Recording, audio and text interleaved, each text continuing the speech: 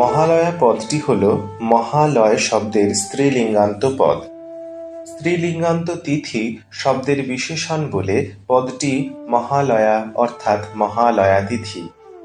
মহালয় শব্দের নানা অর্থ করা হয়েছে, যথা মহা আলয় অর্থাৎ শ্রেষ্ঠ আশ্রয়, মহতের বা মহৎদের আলয় অর্থাৎ পরম স্থান বা যোগীদের আবাস, মহালয় অর্থাৎ পরম লীন মোক্ষ।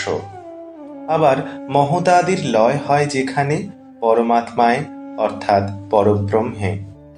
মহতাদি বলতে বোঝায় সাংখ্য দর্শনে কথিত মহৎ অহংকার ও পঞ্চতন্মাত্র, শব্দ স্পর্শ রূপ রস ও গন্ধ এদের সমাবেশ। মহাদাদ্যা সপ্তহ। সব কিছুরই লয় হয় যে পরমাত্মায়, সেই পরমাত্মা বা পরব্রহ্মই মহালয়। পরম লীন অবস্থান, জীবাত্মার মোক্ষপ্রাপ্ত অবস্থা পরমাত্মায় লীন হয়, জন্ম মৃত্যুরূপ চক্রের লয় হয়। এই পরম ও চরম লয় প্রাপ্তি যে তিথিতে সম্ভব, তাই হল মহালয়া অমাবস্যা তিথি। শাস্ত্রে বলা হয়েছে, সৌর আশ্বিনীয় কৃষ্ণপক্ষ মহালয়া। সৌর আশ্বিন মাসের কৃষ্ণপক্ষের নাম মহালয়া।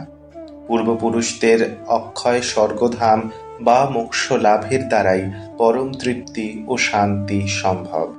সেই জন্যই উত্তর পুরুষদের এই প্রার্থনা ও জলাঞ্জলি নিবেদন। এটি দেবতাদের পূজার প্রশস্ত সময়। এই মহালয়া তিথি থেকে মহাপূজার শুভারম্ভ। এই অর্থেও মহালয়া পদটি তাৎপর্যপূর্ণ।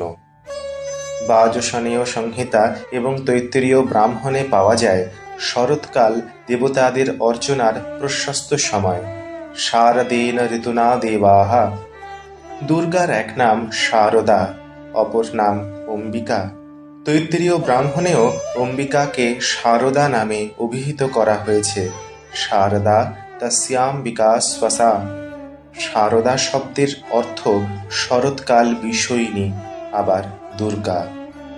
তা থেকেও শরৎকালকে দুর্গাপূজার প্রশস্ত সময় বলা যেতে পারে। পরলোকগত পূর্বপুরুষদের আত্মার শান্তির জন্য দেবীপক্ষ আরম্ভের পূর্বেই অর্থাৎ ভাদ্র মাসের কৃষ্ণপক্ষের প্রতিপদ তিথি থেকে এক পক্ষকাল প্রতিদিন তিল তর্পণ করতে হয় এবং মহালয়া তিথিতে পার্বণ শ্রাদ্ধের মাধ্যমে হয় তার সমাপ্তি। একটানা এই দিনগুলিতে তর্পণ না করতে